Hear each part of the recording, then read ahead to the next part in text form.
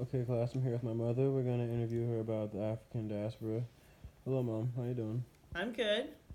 Okay, so question number one: do you know what the term diaspora means? Absolutely not. I don't know what that means. Okay, cool.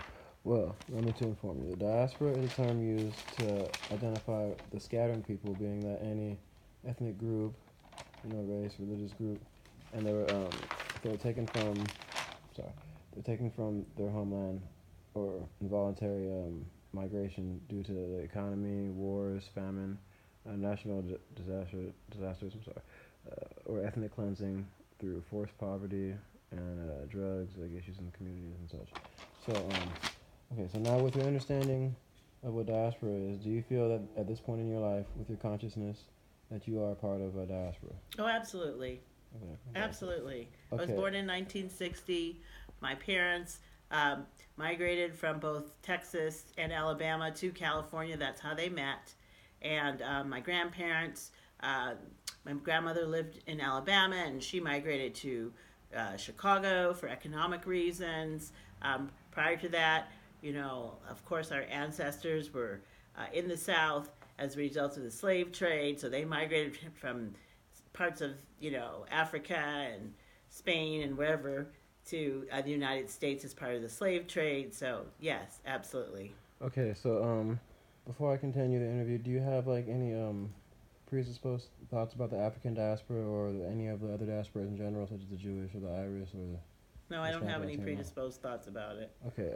Do you have a longing to return to the homeland, Oh Africa? yeah, I would love to go to Africa. That would be wonderful, Okay, just for a visit. just for a visit. Hmm. Okay.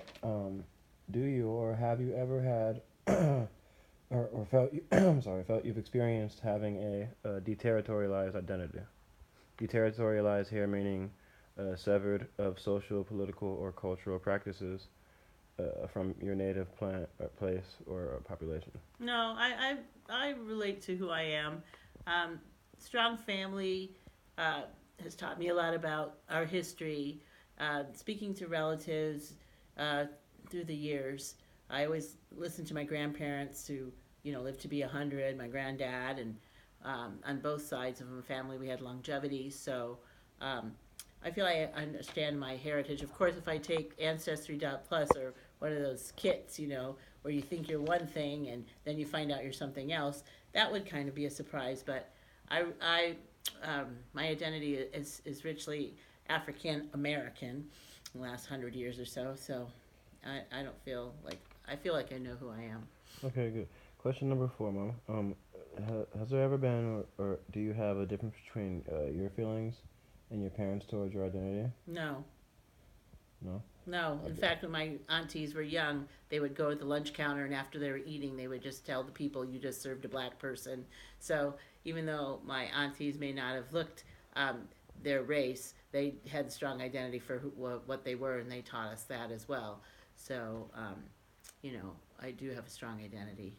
Okay, good. Do you feel as though diasporas and being diasporically conscious or not diasporically conscious affects many cultures, even if they have no longing to return to the homeland? Yeah, I do. I think that young people don't understand a lot about their heritage. And that's because maybe some families did split and didn't have the different generations as they were growing up, so they weren't able to identify with their ancestors because they weren't around. So I think a lot of young people don't understand. But I was born in the '60s, so we had a consciousness back then because it was during civil rights. So we talked about a lot of things as relates to race. We were aware of the Jewish struggles. We were just related aware of a lot of struggles. Related aware of the Mexican struggles with Cesar Chavez. So, but I do think a lot of young people, because we are the world kind of attitude. People are mixing a lot now, so a lot of young people just identify with being Californian or just American, and so they might